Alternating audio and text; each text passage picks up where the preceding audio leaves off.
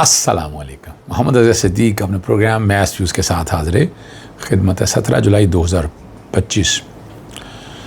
सैलाबी सूरत हाल कोई इतनी अच्छी नहीं है और जहाँ जहाँ सैलाब की पोजीशन है वो बहुत बुरे हालात हैं। प्रोग्राम के थोड़ा सा आगे जाने के बाद बताएंगे कि सैलाब से निपटने के लिए जो पैसा आया वो कहाँ गया। यानी इस मुल्क में कोई पूछने वाला नहीं। मैं अभी एक सभी काज़मी ने एक वीडियो शेयर की थी कि एक डीपीओ का दफ्तर आप सिर्फ गुज़श्ता 3 सालों में देख लें कि पंजाब के सेक्रेटेरिएट और वहाँ के दफ्तरों को तज़ीनो आसाइश पे कितना रुपया लगा और आपकी आंखें खुली की खुली रह जाएंगी। घूमते वक्त का काम है, इदारों का काम है पूछ-गछ करना, उनका काम है इनको उनके मुताबिक देखना। हमारा काम तो नहीं है। क्या ये लूटमार नहीं है या ये पैसे का ज़िया नहीं है? क्या ये यानी दफ्तर बेहतर होना ज़्यादा ज़रूरी है, लोगों के मसाइल हल होना ज़रा ज़रूरी है? मैं पाकिस्तानी तारीख़ में इस तरह अंधाधुंध पैसा इमारतों पे, डेवलपमेंट पे खुल के पैसा लगा है कि जिसका पूछा कोई नहीं जा सकता। आज कोई पूछे, कोई ऑडिट हो रहा है इनका, कोई नैब ने, कोई एंटी करप्शन ने, किसी और महकमे ने इस वाले से देखा होगा।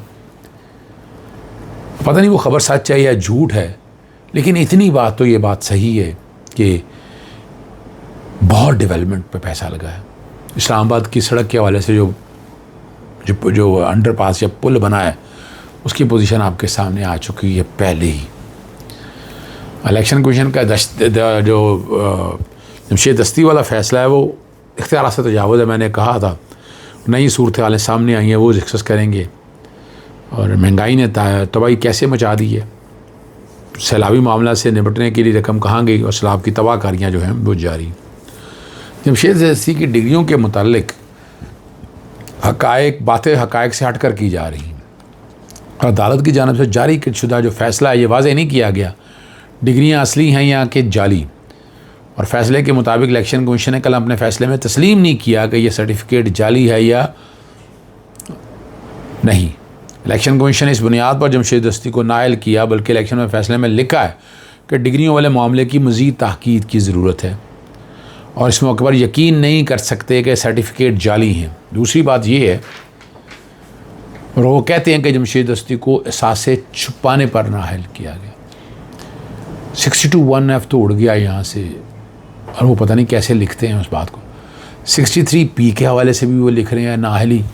वो कौन सा कानून है, यानी देखना तो पड़ेगा ना कौन सा कानून है। 63(1)P में तो फ़र्ज़ करें कुछ सज़ा हो गई है या किसी कानून ने अगर कहा है तो उस कानून का जिक्र करें ना, कौन सा कानून नाअहली की बात करता है। वो नाअहली के हवाले से मेरी खुद समझ से बाहर है। मैं खुद नहीं समझ सका कि ये क्या तरीक़ा कार है, इसलिए बार बार सवाल मैं उठा रहा हूँ कि इलेक्शन कमीशन अपने इख्तियारात से तजावुज़ कर रहा है। इलेक्शन कमीशन को अपने जो जुरिस्डिक्शन है उसमें रहना चाहिए। इलेक्शन कमीशन अपनी जुरिस्डिक्शन में नहीं रह रहा, उससे ओवर स्टेप कर रहा। ठीक है ना, उससे ओवर स्टेप कर रहा है और उसको उस दायरा इख्तियार के अंदर वाज़ेह तौर पर रहना चाहिए। यानी अब आगे अदालतों में चैलेंज होगा तो सवाल तो सारे सामने आपके आ जाएंगे क्या कुछ हो रहा है। लेकिन एक बात बड़ी वाज़ेह है कि ना महंगाई यहाँ को प्रायोरिटी है ख़त्म करना, ना यहाँ करप्शन को ख़त्म करना को प्रायोरिटी है, ना ये लॉ एंड ऑर्डर को बेहतर करना प्रायोरिटी है। और डॉक्टर इसरार अहमद की कई हुई बातें बहुत सी सामने आ जाती हैं। डॉक्टर इसरार अहमद ने ना एक दोस्त ने भिजवाया, वो क्लिप मैं कोशिश करूँगा प्रोग्राम के आखिरी हिस्से में चला सकूँ तो आप खुद समझिएगा, सुनिएगा, फिर फैसला कीजिएगा, मेरी बात छोड़ दीजिएगा। दुनिया न्यूज़ के मुताबिक अगर महंगाई की गई मगर इस्तेमाल कम हो गया, बिजली महंगी की गई मगर इस्तेमाल कम हो गया। अब इससे गर्दी कर्ज़ों पर भी असर पड़ा है। एक वर्ष में 1 लाख सार्फिन प्रोटेक्टेड कैटेगरी में शामिल हो चुके हैं और हुकूमत आलमी मुआहदों के बायस LNG ख़रीदने पर मजबूर, मगर आगे पावर सेक्टर ख़रीदने से इनकार कर रहा। हुकूमत को 200 अरब से ज़ायद का नुकसान होगा। गैस का गर्दिशी कर्जा भी बढ़ने लगा और मौजूदा जो गर्दशी कर्जा है वो 2800 अरब से ज़्यादा है। यहाँ से आप अंदाज़ा लगा लें। ये नवाज शरीफ को उस वक्त का दौर आया था जब मैंने ऑडिट की बात की थी, जस्टिस उमर अता बंदयाल यहाँ होते थे, उन्होंने 480 अरब रुपये दिए थे। तो मैंने उसी वक्त शोर डाला था कि नहीं, इसको ज़रा देखें परखें, लेकिन हालात और वाक़िअत ने साबित किया कि हम शायद इंटरेस्टेड ही नहीं है उन चीज़ों के अंदर। एशियन डेवलपमेंट बैंक ने $3 मिलियन 2022 में सैलाब आने के बाद मुतासरीन और सैलाब से मुतासर इलाकों की बहाली के दिए ताकि निकासी आपका निज़ाम बेहतर बनाया जा सके। अब ऑडिट रिपोर्ट में इंकशाफ हुआ है कि वो रकम उठाकर तुर्की और शाम के मुतासरीन को बतौर इमदाद दे दी गई। उस कमेटी में अपोजिशन लीडर उमर अयूब और शाजिया मरी ने काफ़ी शोर मचाया कि ये चोरी है, किसी ने ना सुनी। और आज पंजाब फिर एक दफ़ा फिर सैलाब में डूबा हुआ और फिर हम बैरूनी इमदाद की तरफ देखेंगे। दहाइयों पर मुहीत तजर्बाकार हुकूमत का ये हाल है।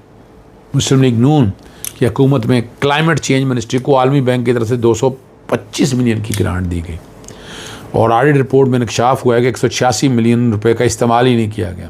पता नहीं सच्ची बातें हैं जो मेरे तक मेरी सोशल मीडिया टीम ने दी हैं, ये इसकी वजाहत आना बड़ी ज़रूरी है।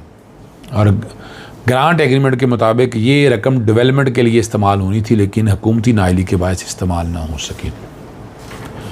इमरान खान साहब के बारे में बड़ा आपको याद है वाज़ेह तौर पर कि उनके साथ जो कैद तन्हाई या जेल में मामला थे, आपको याद है सबसे पहले मैं वो शख्स था जिसने ये मामला उठाया। कमीशन की बात की, प्रिजन एक्ट की, प्रिजन रूल्स की बात की मैंने, राइट टू फेयर ट्रायल की मैंने बात की उस वक्त, और इंसानी वक़ार की बात की, आर्टिकल 14 की।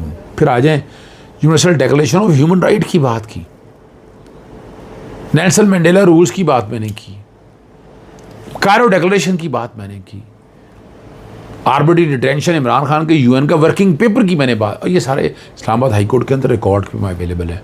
वो जो लार्जर बेंच ने केस डिसाइड किए, मेरी दरखास्तें भी डिसाइड कर दी। मैं बार बार कहता रहा, एक इमरान खान साहब के लिए और फिर तमाम कैदियों के हवाले से मैंने एक बात की थी कि उनका भी मामला जो है वो देखा जाए।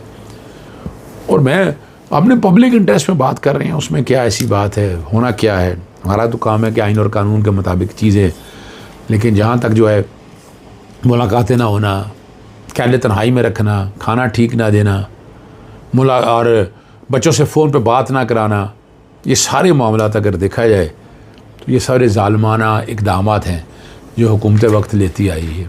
मैं वो आवाज़ तो उठाता रहता हूँ और उठाता रहूँगा। 18-19 जून को फील्ड मार्शल साहब की जानिब से डोनाल्ड ट्रंप को पाकिस्तान की दावत दे दी गई है, और जिसके जवाब में डोनाल्ड ट्रंप 18 सितंबर को पाकिस्तान का दौरा करेंगे। भारत जाने से पहले पाकिस्तान आएंगी, अच्छी खबर है। रावलपिंडी में बारिश एक सैलाब की सूरत हाल इख्तियार कर चुकी है। नकासिया आपके ख़राब निज़ाम की वजह से लोगों को काफ़ी नुकसान पहुँच रहा है और मज़ीद भी मुतवक्को है। इस्लामाबाद सेक्टर F8 के सड़क का एक बड़ा हिस्सा बैठ गया जो कि उस पुल के पास है, जो कि अभी पिछले दिनों बनवाया गया था। लाहौर में बारिश के सबब काफ़ी जानी और माली नुकसान हो चुका है। ये वही रावलपिंडी है जिसकी मोहतरमा ख़ुद का वीडियो टिकटॉक पर बनाया करती थी। उनकी अपनी लगाई गई तस्वीर का ये नुकसान भी हुआ है।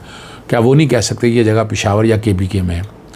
रावलपिंडी के नाला लई में सैलाबी कैफियत ख़तरे के सायरन बजा दिए गए और कई इलाकों में पानी, गाड़ियाँ भी डूब गई, घरों में दाखिल हो गया, नशेबी इलाके भी ज़ेरे आब आ गए और दरिया समा के करीब भी कई हाथ डूब गए। हमारे दोस्त साकिब विर्क ने कहा कि PTI का अमेरिका चैप्टर इतना बेशर्म है, ये लफ्ज़ इस्तेमाल करते हैं कि इमरान खान के लिए लॉबिंग में बुरी तरह नाकाम हुए और फिर नाकामी छुपाने के लिए वेबसाइट पर झूठी खबर लगवाई कि सदर ट्रंप ने आसिम मुनीर से मुलाकात की रिहाई के लिए बात की है। और साजिश का आलम ये है कि PTI का ओवरसीज़ चैप्टर के अहदेदार अमेरिकी कांग्रेस की ह्यूमन राइट कमेटी में जुल्फ़ी बुखारी की ब्रीफिंग रुकवाने के लिए ईमेल्स करते रहे। अब पता नहीं क्या हो रहा है, मुझे नहीं पता ये जैसी उन्होंने किया, लेकिन ये देख लें आप। और मैंने एक बात आपसे ट्वीट भी किया था कि सुप्रीम कोर्ट और राज्य रजिस्ट्री की जानिब से बताया गया कि एक मुकदमे की फ़ाइल इस्लामाबाद भेजते हुए कुरियर कंपनी की गाड़ी लूट ली गई, जिसमें केस की दस्तावेज थी चोरी हो गई। अदालत में वकील से कहा कि ये फौरी तौर पर नए कागजात और 3 पेपर बुक से दोबारा दायर करें ताकि कार्रवाई में ताख़ीर ना हो। पता नहीं वो उसका क्या बनेगा। पाकिस्तान में गवर्नमेंट ट्रैक्टर की फ़रोख्त 22 साल की कमतरीन सतह पर आ गई। टॉप लाइन सिक्योरिटीज़ के मुताबिक माली साल 2024-25 में ट्रैक्टर की फ़रोख्त 29,192 यूनिट रही, जो माली साल 2003 में 26,832 यूनिट के बाद सबसे कम है। ये कम ज़रूरी मशीयत की कमज़ोरी की वजह बताई जा रही है। इसका अंदाज़ा इस बात से लगाया जा सकता है कि माली साल 2025 में गंदम की कीमतों में साल ब साल 21% कमी वाक़ हुई है। डॉक्टर आफाक सिद्दीकी के बारे में, जामिया कराची कैंपस स्टाफ, उनके बारे में, मकान में बकरियों को मच्छरों से दूर रखने के लिए कचरा जलाया जाता है ताकि धुएं से मच्छर भाग जाएं। और जब वो घर वापस आए, देखा कचरा जलाया जा रहा है, वहाँ मौजूद रेंजर एहलकार को कचरा जलाने से मना किया और कहा इससे धुएं की वजह से उन्हें नींद नहीं आती और सांस लेने में तकलीफ़ होती है। अब गार्ड ने जो बातें बताई जा रही हैं कि बदतमीज़ी करी, थप्पड़ भी मारा और चश्मा भी टूट गया और अहले मोहल्ला इकट्ठे हो गए और फिर ये कहा गया मामला यूनिवर्सिटी इंतज़ामिया तक पहुँचा। इजाज़त चाहता हूँ। अस्सलाम वालेकुम, अल्लाह हाफ़िज़, पाकिस्तान जिंदाबाद।